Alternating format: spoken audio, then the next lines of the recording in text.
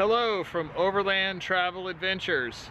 So I didn't find anything on the internet. This was kind of a tough problem to solve. I went to a bunch of Land Rover dealers in my town in Sacramento, talked to two of them, went to Camping World, been all over the place. But here's the problem. Trying to install a trailer brake controller on a 2017 Land Rover Discovery. So this is the new LR5 Discovery. So Kat's helping me out on this project. But I bought the Prodigy P2. So this is the brake controller, and what this does, it applies your brakes when you're towing a trailer, so you probably know what that is. And it came with this cable. This plugs into the back of the Prodigy, and it has just wires. So, but I wanted to have it plug and play. Now I do have the trailer towing package with the 7-pin. When I plug this into the trailer, I want it to be able to apply the trailer brakes on my trailer. Underneath here in the dash, you have a plug that should be installed in your Land Rover to do this. First thing you have to do is you have to remove this cover. It's easy. I used a 7mm to take off 3 of these guys. So they're 1, 2, 3. Very easy, right in front, easy to get to. We come under here by the brake pedal, so I'm just looking straight up from the brake pedal. You can see there's a gray plug that's already installed. And then I plugged my cable that I bought at Camping World in there, and then that's gonna come back out right there, and that's gonna plug to the brake controller. What's important that I couldn't find anywhere on the internet or YouTube was how to do this easily. It's super easy, anybody can do it.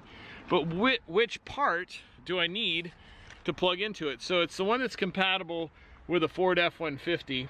Part number is easy, it's 3035P. So just grab a 3035P from the manufacturer, and that'll plug and play your brake controller into your Land Rover Discovery.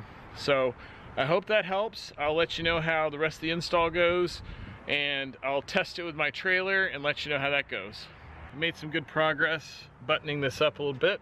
This is the brake area, gas pedal. I didn't want the wire for this brake controller hanging down. There's a couple of options you can come through there where the air vents are, but I decided to just, there's enough length on that cable, so I decided to pull it all the way over and keep it clean under where your feet are.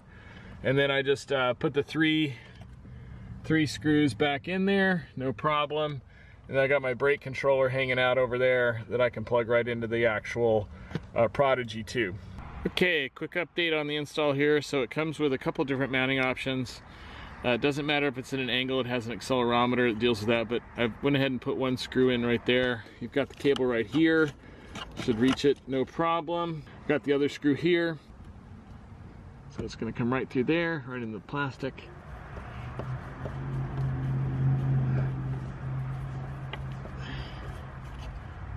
Okay, it's got these grooves on here, so it doesn't interfere.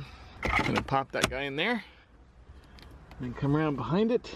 Okay, so here's the trick. So push this thing forward, then put the cable in, then slide it back. Okay, there it is. I got 2 blue lights, means it's connected and alive. I'll go ahead and start the car. And then if I apply the brake switch, see how it says NC means no connection, right? Let go. So I don't have my trailer hooked up. That'll be the next test. It looks like it's alive. Big progress there, and I've got my brake controller mounted. It's kind of out of the way, so you can't see it like that, and it's not in the way of the accelerator there at all. So I think we're pretty good. Thanks for watching. I'll show you the trailer next time.